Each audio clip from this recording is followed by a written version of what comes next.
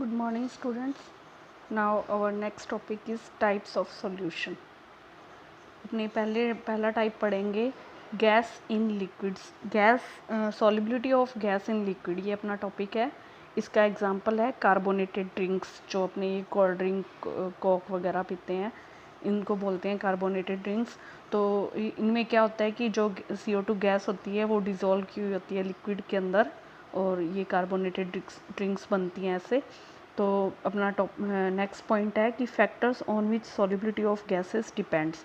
ऐसे कौन से फैक्टर हैं जिनके ऊपर गैस की सॉल्युबिलिटी डिपेंड करती है कि वो गैस उस लिक्विड के अंदर कैसे डिज़ोल्व होगी या सॉल्युबल होगी, कौन कौन से फैक्टर्स उसके लिए रिस्पॉन्सिबल हैं।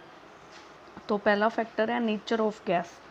तो इसमें क्या होगा, we can say more easily a gas liquefied more will be the solubility. जितनी इजीली हम गैस को लिक्विफाई कर सकते हैं उतनी ही जल्दी क्या होगी वो उसकी सॉल्युबिलिटी उतनी ही ज़्यादा होगी।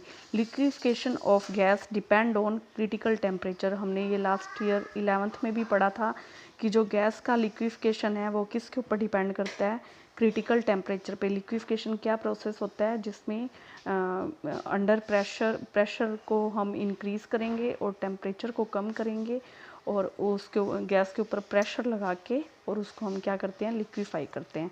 और ये क्रिटिकल टेम्परेचर क्या होता है, इसको हम TC से डिनोट करते हैं, temperature above which A gas can not be liquefied. वो टेम्परेचर जिसके अबोव हम गैस को लिक्विफाई नहीं कर सकते। So the gases whose critical temperature is high they can be easily liquefied। जिनका critical temperature ज़्यादा होता है वो easily liquefied होती हैं।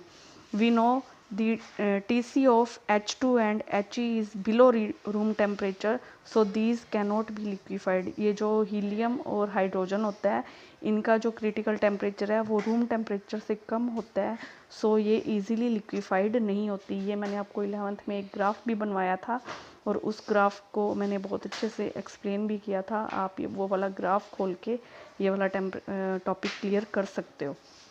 और नेक्स्ट है कि अगर more liquefiable gases are CO2 and CH4। CH4 और CO2 ये बहुत ज़्यादा लिक्विफेबल गैसेस होती हैं। The gases which react easily with liquids are also soluble in it. जो गैसेस लिक्विड से ईजिली रिएक्ट करती हैं वो भी उनके अंदर सोल्यूबल होती हैं। इसका एग्जांपल है NH3 + H2O। ये इससे अमोनियम हाइड्रोक्साइड बनता है NH4OH। This is also easily dissolved. ये इजीली डिज़ोल्व्ड हो जाती है। अब नेक्स्ट टॉपिक है अपना temperature. When any gas is dissolved in liquid heat is released. Temperature कैसे इफ़ेक्ट करता है सॉल्युबिलिटी को। देखो, हम जब भी कोई गैस को डिज़ोल्व करवाते हैं तो क्या होता है, हीट रिलीज्ड होती है। तो जब हीट रिलीज्ड होती है तो वो प्रोसेस कौन सा होता है, एक्सोथर्मिक प्रोसेस होता है। That process is exothermic. When any gas is dissolved in liquid so heat is released, so this process is exothermic.